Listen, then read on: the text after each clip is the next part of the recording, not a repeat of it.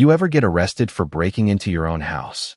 The first thing I saw wasn't the lake, wasn't the cabin I paid six figures for, wasn't even the porch light I remembered installing myself. It was red and blue reflections rippling across the water like something out of a nightmare.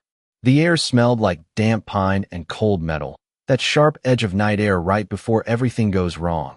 And the crunch of gravel under my boots sounded too loud, like the whole place was trying to warn me to stop. Then I heard her voice. That's him. That's the man who broke in.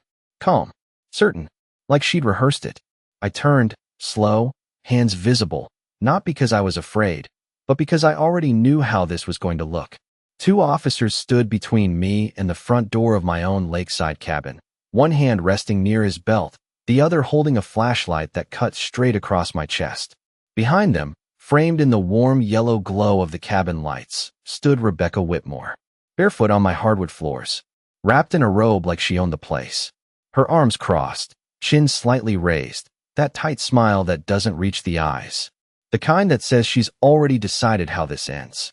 Sir, one of the officers said, voice measured, professional, we got a call about a trespasser entering private property.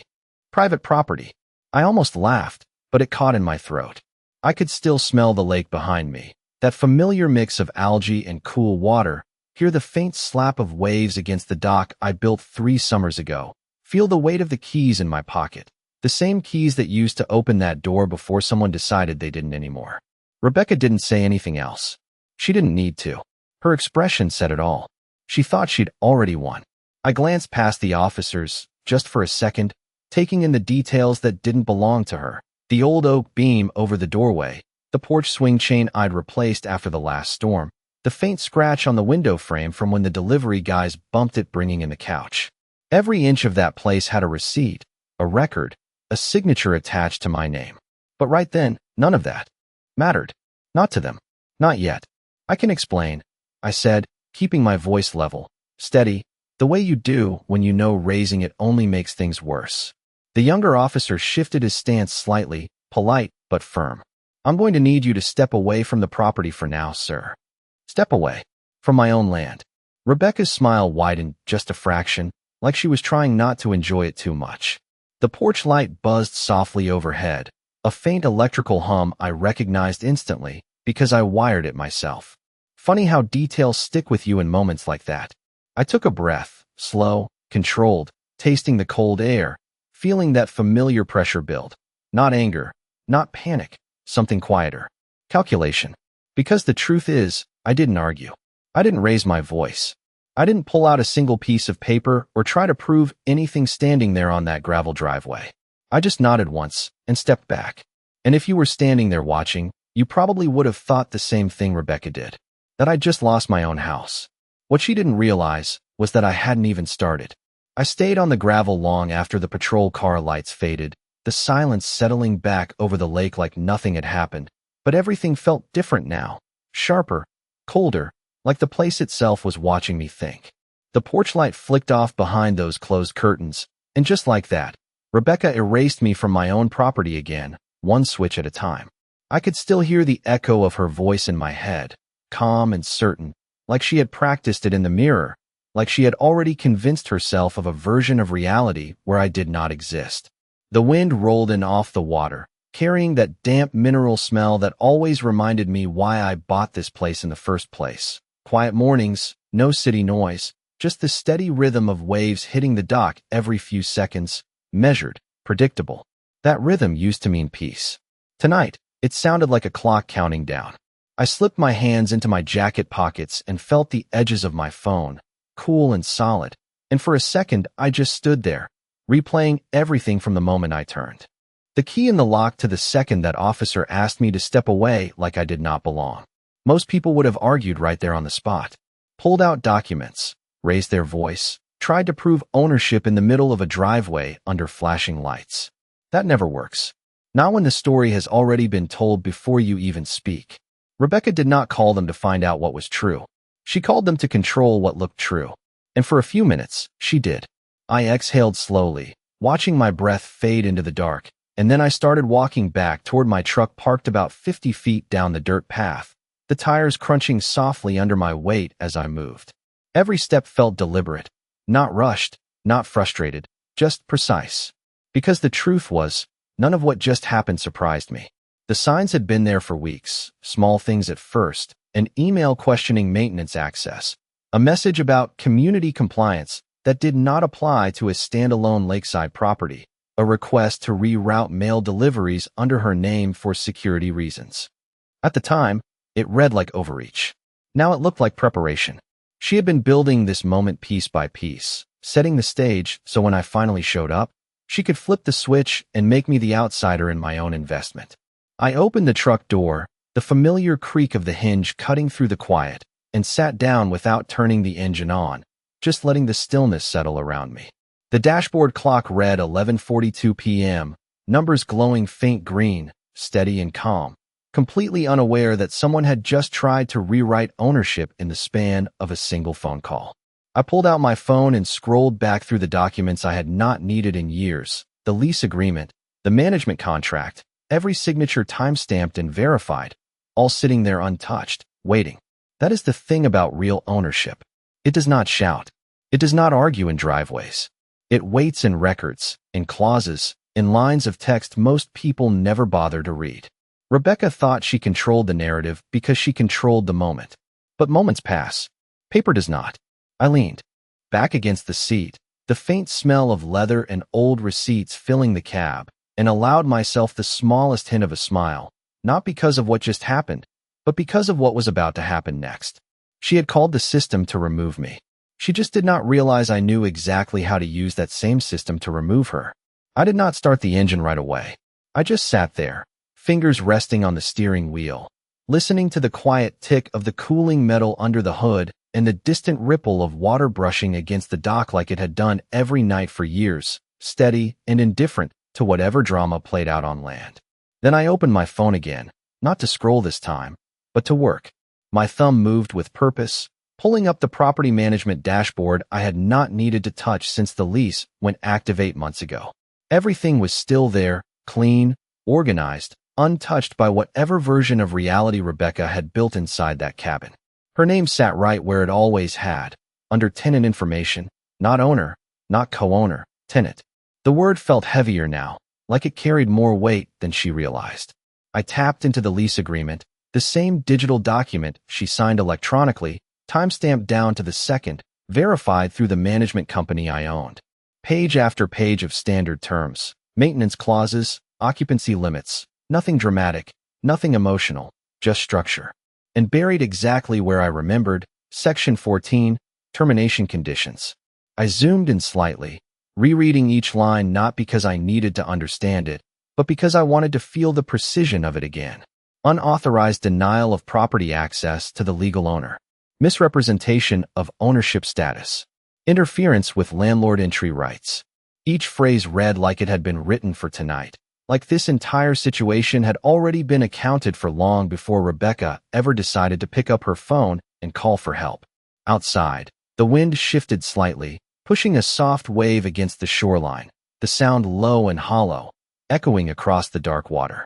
I could still picture her standing in that doorway, wrapped in borrowed confidence, believing that control of the moment meant control of the outcome. That is the part most people get wrong. Control is not about who speaks the loudest or who calls first. It is about who holds the framework everything else depends on. I opened my email next, the glow of the screen reflecting faintly off the windshield, and began drafting something simple, no emotion, no explanation, just action. Subject line, notice of lease termination. The cursor blinked for a second, steady and patient, and then I started typing. Each word landed clean, deliberate, like placing pieces into position on a board where the outcome had already been decided. I referenced the clauses directly, cited the violation, attached the agreement, everything documented, everything traceable. No raised voices, no arguments, just structure doing exactly what it was designed to do. I paused once, glancing back toward the cabin, now quiet and dark again, like nothing had happened, like she had already settled back into her version of ownership. A faint glow still leaked through the curtains, warm and calm, almost peaceful. It would not stay that way. I hit send. The soft whoosh of the message leaving felt almost anticlimactic, like something that small should not carry that much weight, but it did. Because that was the moment everything shifted, not out there on the gravel with flashing lights, but right here in the silence, where decisions actually take effect. I set the phone down, finally turned the key in the ignition, and let the engine come to life with a low, steady hum. The headlights cut through the darkness ahead, illuminating the narrow path leading away from the lake, but I did not pull out right away. I gave it one last look, the outline of the cabin barely visible now against the water, quiet, still, unaware. Then I eased my foot onto the gas and started down the road, knowing that by the time morning came, the story she told the police tonight would not matter anymore. What would matter was already in motion, written, signed, and impossible to ignore. Morning came in slow over the lake, that pale gray light creeping through low clouds and stretching across the water like it was trying to pretend last night never happened, but I knew better. I had already been up for an hour, sitting at my kitchen counter miles away, coffee gone cold beside me, watching my inbox with the same quiet patience I used when closing deals. No rushing, no guessing, just waiting for the system to do exactly what it was built to do. At 7:12 a.m., the notification came through. Delivery confirmed. Rebecca Whitmore had received the notice. I did not need a response. Silence told me more than any reply ever could. People like her did not process consequences right away. They resisted them, denied them, tried to bend them until reality matched what they believed. I finished the last sip of coffee anyway, bitter and lukewarm, then stood up and grabbed my keys. The drive back took just under 40 minutes, the road cutting through quiet stretches of pine and open land, the kind of drive that usually cleared your head. Today, it sharpened it.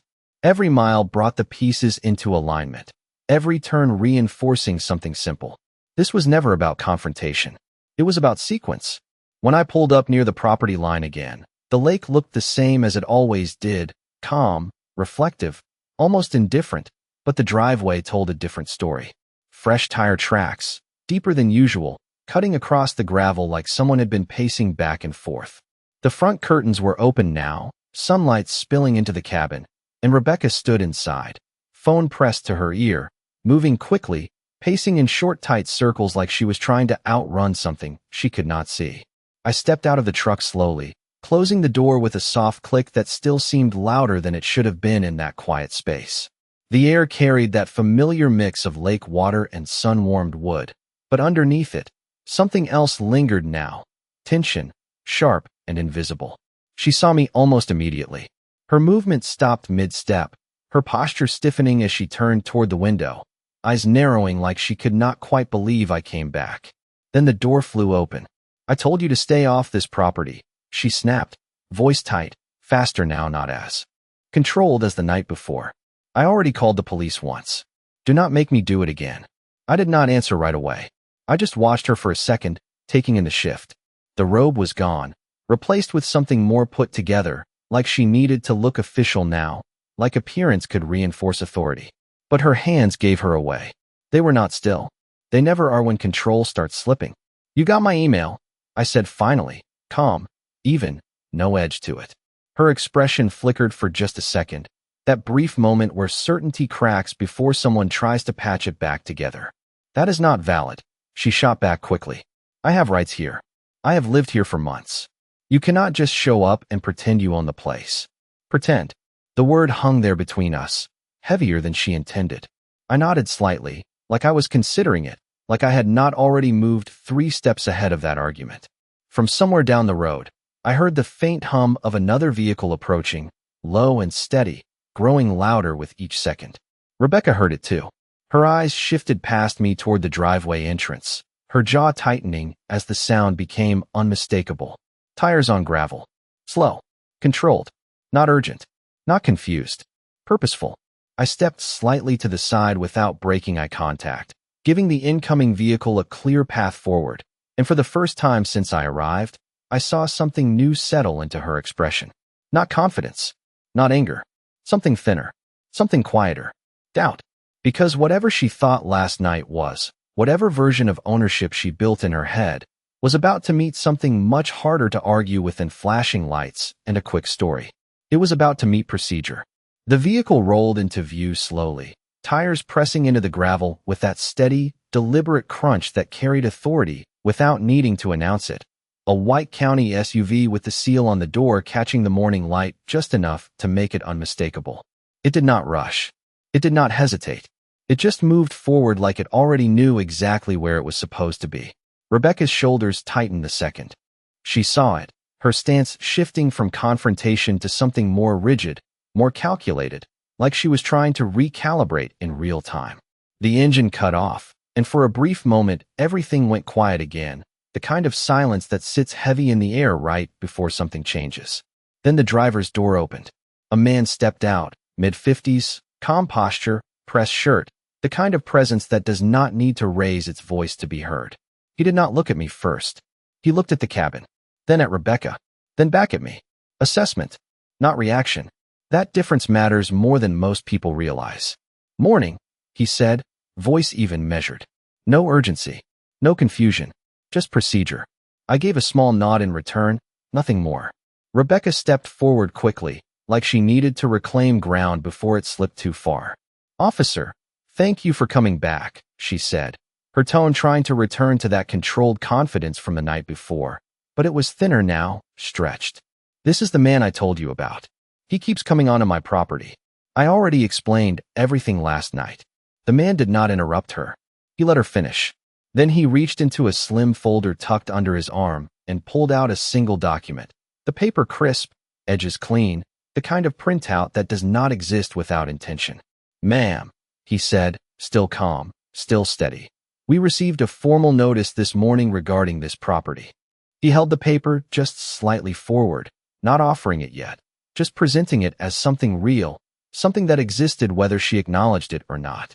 Rebecca's eyes flicked to it, then back to him, her expression tightening. "I do not know what that is," she replied quickly. "This is my residence. I have been here for months." Residence. She was choosing her words carefully now, shifting away from ownership without even realizing it. The man gave a small nod, like he had heard that argument before. "Yes, ma'am," he said. "And according to this documentation, you are listed as a tenant under a lease agreement." The word landed harder than anything said so far. Tenant. It changed the shape of the entire conversation in a single second. Rebecca blinked, just once, but it was enough. "That is not correct," she said, faster now, the edges of her voice starting to show. "I have rights here. He cannot just show up and remove me." I stayed quiet. I did not step forward. I did not need to. The man turned the document slightly, angling it so she could see the header, the signature line, the date stamp.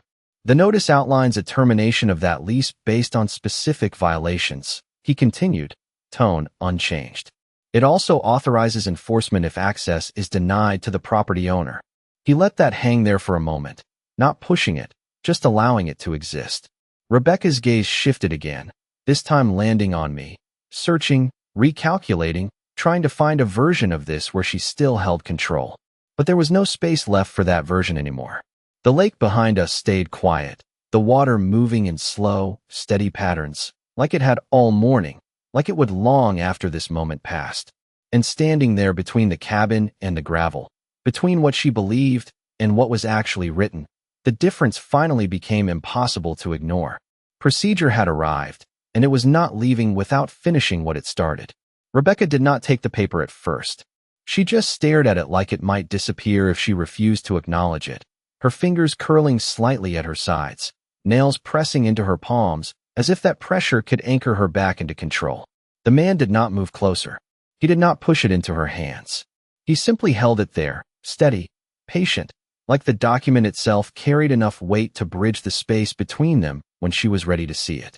The lake breeze picked up slightly, brushing across the porch and carrying that clean, mineral scent through the open doorway behind her.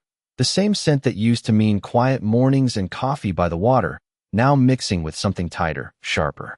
"I do not accept that," she said finally, her voice firmer this time, like she found a thread to hold on to. "You cannot just send an email and override my rights. That is not how this works." The man gave a small nod again, acknowledging her words without agreeing to them, a habit built from dealing with situations exactly like this. "Ma'am, acceptance is not required for notice to be valid," he replied evenly. "This document reflects a change in your legal status regarding this property. My role is to ensure that change is communicated and followed. There was no edge in his tone, no confrontation, just structure. Rebecca let out a short breath through her nose, the kind that signals frustration before it becomes something louder. She stepped forward half a pace, finally reaching out and taking the paper, her grip tighter than it needed to be, the crisp edge bending slightly under her fingers. Her eyes moved across the page quickly at first, scanning, searching for something she could use, some line she could challenge or reinterpret. Then slower, more careful. The shift was subtle, but it was there. Her posture lowered just a fraction, her shoulders no longer squared for a fight but angled, like she was bracing against something she did not expect to feel. I stayed where I was, about 10 feet back from the porch, hands relaxed at my sides, not intruding, not pressing forward. This was not the kind of moment you rush. It unfolds on its own. The quiet stretched out again, broken only by the soft rustle of paper and the distant call of something moving through the trees. This says immediate termination, she muttered, more to herself than to anyone else, her voice losing that earlier sharpness. You cannot do that without notice. The man shifted his weight slightly, still calm, still grounded. The notice is included in that document, ma'am, along with the cited violations, he said. Specifically, denial of access to the property owner and misrepresentation of ownership status. Those conditions allow for expedited termination under the terms of your lease. Each word landed clean, without emphasis, but the meaning built anyway, layer by layer. Rebecca's gaze lifted from the paper again, this time slower, her eyes settling on me with something different behind them. Not defiance, not certainty, recognition. The kind that comes when a situation stops being a misunderstanding and starts becoming reality. You set this up, she said, quieter now, the accusation stripped of its earlier force. I shook my head once, just enough. No, I answered, voice steady. You signed it. That was the part she could not move around. Not with volume, not with authority, not with a phone call. The document in her hands was not something I created overnight. It was something she agreed to long before she decided to challenge it. The man took a small step back toward his vehicle, giving her space without disengaging, his presence still anchored in the moment, still part of the process that had already begun. The sunlight shifted slightly across the porch floor, brightening the doorway behind her, illuminating the interior she had claimed so confidently less than 12 hours ago. Now it looked different, smaller, temporary, and standing there with the paper in her hands. The weight of that shift finally settled in, quiet but undeniable, like the lake behind us that never needed to raise its voice to remind you how deep it really was. Rebecca's grip tightened around the paper as if squeezing it might change what was written there, her eyes moving across the lines again, slower this time, like she was hoping something would read differently on the second pass. The morning light had shifted higher now, cutting across the porch at an angle that made everything look clearer than it did a few minutes ago, every detail sharper, every shadow more defined. There is a moment when denial stops working, when the mind runs out of ways to reinterpret reality, and all that is left is the weight of what is actually in front of you. I could see that moment settling in behind her eyes. This is not enforceable, she said, but the words did not land the way they had before. They sounded rehearsed now, not believed. The man near the SUV did not step forward this time. He just rested one hand lightly against the open door, giving her space but not leaving, his presence still steady, still part of the structure that had already been set in motion. Ma'am, he replied, tone unchanged. You are being formally notified. If you have a dispute, you can pursue it through the proper legal channels. Today is about compliance with the current status. Compliance. Another word that does not need to be loud to carry weight. Rebecca let out a breath, slower now, her shoulders dropping slightly as the fight shifted into something quieter, something more internal. She glanced past me toward the lake, just for a second, like she was trying to find something stable to hold on to, something that had not changed. But the water did what it always did, moved without reacting, reflecting whatever stood in front of it without taking a side. When she looked back, the edge in her expression had dulled. How long do I have? She asked, the question coming out almost reluctantly, like asking it meant admitting something she was not ready to say out loud. The man checked the document briefly, though I knew he already knew the answer. The notice outlines immediate termination, he said. However, you will be given a reasonable window to gather personal belongings under supervision. Arrangements can be made, but you will not be remaining on the property. That was the line. Not harsh, not aggressive, just final. Rebecca nodded once, almost mechanically, her fingers loosening slightly around the paper as if the tension alone was no longer enough to hold everything together. She turned halfway back toward the cabin, looking inside at the space she had filled with her presence, her assumptions, her version of control. The open doorway framed it differently now, not as something claimed, but as something borrowed. Temporary. I stepped forward then, just one pace, not to close distance, but to anchor the moment. You will have access to your things, I said, voice calm, even, the same way it had been from the start. No one is rushing you. But this ends today. She did not respond right away. She just stood there, eyes moving from the interior of the cabin to the document in her hand, then back to me again, like she was trying to reconcile all three into something that made sense. Finally, she gave a small nod, not agreement, not acceptance, but acknowledgement. That was enough. The man moved then, stepping away from the SUV and toward the porch, not quickly, not forcefully, just continuing the process that had already begun. The sound of his shoes against the wood echoed lightly, measured and consistent, matching the pace of everything else unfolding around us. And standing there with the lake stretching out behind me and the cabin shifting back into what it always was, I realized something simple. She never lost control in one moment. She lost it piece by piece. Every time she chose assumption over fact, every time she acted like authority without actually holding it. This was just the part where it became visible. The part where everything she built on that assumption finally met something it could not move. The shift from words to action happened quietly, almost unnoticed if you were not paying attention, but once it started, it did not stop. Rebecca stepped back into the cabin without another argument, the paper still in her hand, her movements slower now, more deliberate, like every step required a recalculation she had not prepared for. The man followed at a respectful distance, not entering fully, just positioning himself at the threshold where presence alone was enough to keep things moving in the right direction. I remained on the gravel, close enough to see, far enough to let the process unfold without interference. Inside, the cabin looked different than it had the night before, not because anything had physically changed, but because the context had. The furniture, the bags near the couch, the shoes by the door, all of it now read as temporary placement instead of ownership. Rebecca moved through the space quickly at first, gathering small items, her phone, a purse, a stack of papers from the kitchen counter. But then her pace slowed again as the reality of scale set in. This was not a quick exit. This was a dismantling. The lake breeze drifted through the open doorway, lifting the edge of a curtain slightly, the soft fabric shifting back and forth like a quiet reminder that time was still moving, whether she was ready or not. I could hear the faint sound of drawers opening and closing, the dull thud of items being set into bags, the rhythm uneven at first, then gradually more consistent as she settled into the only option left to her. The man spoke occasionally, low and measured, clarifying what needed to be done, answering questions without rushing her, guiding without pushing. That balance mattered. Too much pressure and people resist. Too little and they stall. He kept it exactly where it needed to be. Minutes passed, then stretched into something longer, the sun climbing higher, warming the wood of the porch, brightening the lake until it reflected everything in sharp detail. At one point, Rebecca paused near the doorway again, looking out toward me, her expression no longer defensive, no longer sharp, just tired. "You could have handled this differently," she said, not accusing, not demanding, just stating it like a thought she needed to say out loud. I held her gaze for a moment, the quiet between us steady and unbroken.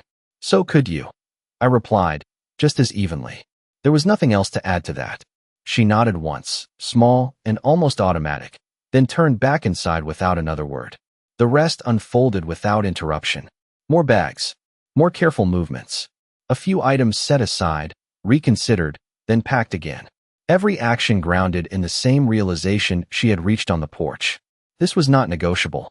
This was not temporary. This was finished. Eventually, she stepped out again, this time carrying 2 bags, setting them down on the porch before walking past me without stopping, heading toward her car parked further up the drive. The gravel crunched under her steps, steady, controlled, but heavier than before. She opened the trunk, placed the bags inside, then stood there for a second longer than necessary, one hand resting on the edge like she needed the pause. The man remained by the doorway, watching, ensuring the sequence continued, his presence unchanged from the moment he arrived.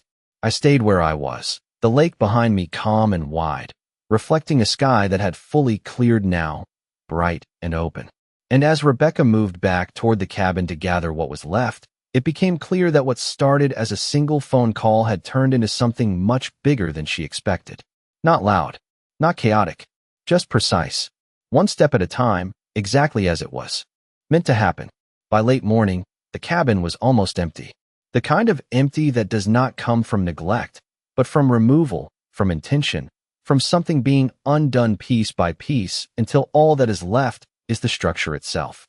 Rebecca moved slower now, each trip in and out more deliberate than the last, carrying smaller items, the things people leave for the end because they do not feel as urgent until everything else is gone.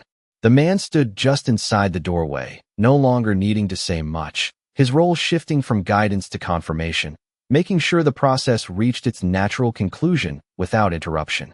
The sun sat higher overhead, warming the gravel under my boots, the air losing that early morning chill and settling into something clearer, more open. The lake reflected it all without distortion, smooth and steady, like it always had, like it always would.